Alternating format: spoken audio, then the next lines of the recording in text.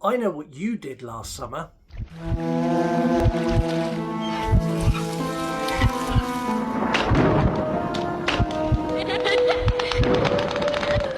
Hey everyone, welcome back to the channel. My name is Scott and you will probably notice I'm recording from a brand new location.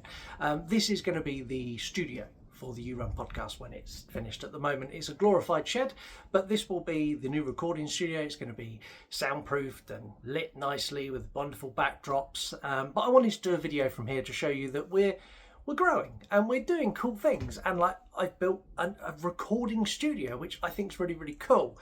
I wanted to talk about I Know What You Did Last Summer today, and if I'm honest, I came back from holiday, I dropped the kids off, I dropped my wife off, I dropped all the bags off, and I went, I'm going to go and see I Know What You Did Last Summer because I know everyone's going to want me to talk about it, and I don't want to talk about it. Like, it's the first time I've watched a movie and I'm so indifferent to what I saw on screen that I don't really have a lot to say. And I kind of feel that the filmmakers didn't have a lot to say either. So this is a soft reboot, requel, legacy sequel, whatever you want to call it, of I Know What You Did Last Summer.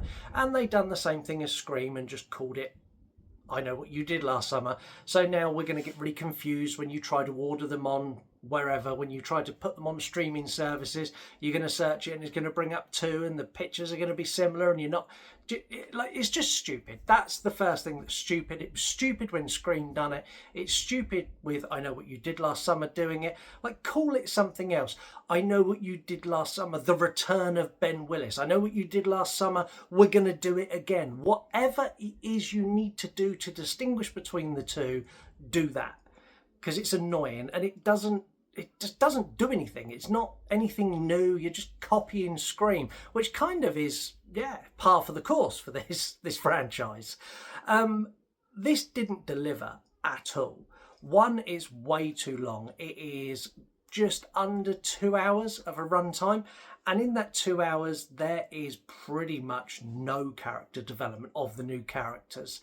The legacy characters are there in Freddie Prinze Jr. and Jennifer Love Hewitt, neither of which really bring anything to the table. I think what they were going for was like a Dewey and almost like a Gale Weathers or a Sidney Prescott. That's the energy they wanted these characters to inject into the movie, and they just did not do that at all. They were just so that's kind of every time they come on screen I'm like, oh well, I guess you're here. The movie itself is mildly entertaining. It's an I Know What You Did Last Summer movie. It kind of follows all of the same beats we've seen before. It doesn't do anything particularly new. There's a couple of little twists in here, but nothing that made me go, oh, this is the best thing it just wasn't that movie. It's just a basic retread. They had nothing new to tell us. They had no new story to tell. This is the epitome of a pure, unadulterated, unrelenting, unforgiving, unremorseful cash grab. This is all about money.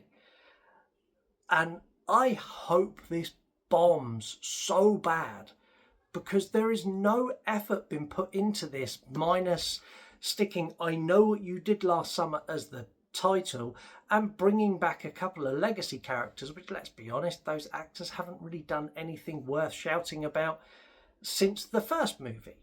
Well, minus Freddie Prinze Jr. He did play Shaggy. No, he didn't play Shaggy. He played Fred in the best Scooby-Doo live action movies. But beyond that, like, there's nothing here to talk about. And I really hope that this bombs so we can see the end to these legacy style sequels. Some of them have been good, most of them have been bad, and most of them have been bad because there's been no love or attention or no real giving to fans what fans want to see. It's just trading off an old IP and slapping some old actors in there to make a buck. And that annoys me. It's lazy, it's cheap, and it makes cinema experiences really bad. Like, I went into this quite excited. I expected them to give it a bit of a revamp, give us a decent story, give us some real character development, and push forward to give us more of this franchise. And they didn't. They just kind of went, yeah, there's what you got, that'll do you. You like that, won't you? You like that, don't you, bitch? Like, that's how it feels. It's very much like, you wanted this, so we've given it to you, now give us lots of money. And it doesn't work for me. I don't really score stuff on YouTube very much, and it's not a bad movie. Like, if I was to go in and watch this and I'd never seen And I Know What You Did Last Summer movie before, it's probably a 2.5 out of 5. Like, it's an average movie. It's a basic bitch slasher. But given the legacy that it has and the movies that have come before and the cult following that this movie in particular has, I feel they've done fans a disservice. I'm not a huge fan of this franchise, so I'm not overly bothered. You can tell by my demeanour, it's like, it is what it is. But if you're a big fan of the original movie and you went into this expecting fireworks and expecting sort of this revival that Scream got, you're going to be sadly disappointed, and I think that's a shame. Anyway, I've rambled because I'm not really gone into this one in much detail because I don't think there's any need to. The writers didn't bother going into it in any detail, so why should I? Anyway, I am back from holiday now. I don't know how many videos will come from here until this is completed, but until next time, stay safe and see you soon.